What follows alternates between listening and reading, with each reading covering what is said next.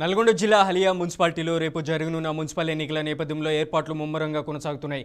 హలియాలోని ప్రభుత్వ ఐటీఐ కళాశాల distribution centre ఏర్పాటు ప్రక్రియను ఎన్నికల అధికారులు ప్రారంభించారు. ఈ సందర్భంగా రిటర్నింగ్ అధికారి మాట్లాడుతూ హలియా మున్సిపాలిటీలలో ఒక వార్డు ఇనామాస్ కావడంతో మొత్తం 11 వార్డులకు ఈ ఎన్నికలు జరగనున్నాయని తెలిపారు.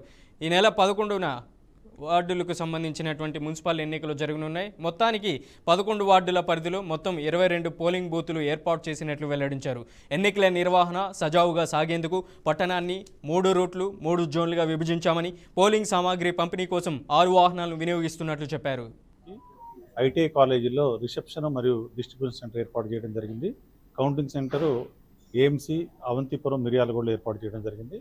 ఈరోజు ఇక్కడ డిస్ట్రిబ్యూషన్ కోసం అన్ని ఏర్పాట్లు కూడా పూర్తి చేయడం జరిగింది. మొత్తం మా దగ్గర 12 వార్డుల ఎలక్షన్లు అయితే ఒక వార్డు ఇనానిమస్గా పూర్తి కావడం వల్ల 22 బూతులు 11 వార్డులు ఏర్పాటు చేయడం జరిగింది. దీన్ని 3 రూట్లు మరియు 3 జోన్లుగా విభజించడం జరిగింది. మొత్తం కూడా 6 వెహికల్స్ ఏర్పాటు చేయడం జరిగింది. సిబ్బందిని కూడా మొత్తం 120 మంది సిబ్బంది, దాంతోపాటుగా అదనంగా ఒక 40 మంది రిజర్వ్ సిబ్బంది ఉన్నారు. పోలీస్ సిబ్బంది కూడా 100 మంది విధులకు సిద్ధంగా ఉన్నారు. ఇక్కడ ఈ యొక్క మున్సిపాలిటీలో అన్ని ఏర్పాట్లు కూడా పూర్తిస్థాయి సన్నద్ధత చేయడం జరిగింది. ఎటువంటి ఆటంకం కలగకుండా పోలీసు వారు కూడా అన్ని చోట్ల కూడా మన పోలీస్ ఫోర్స్ కూడా ప్రొవైడ్ చేయడం జరిగింది.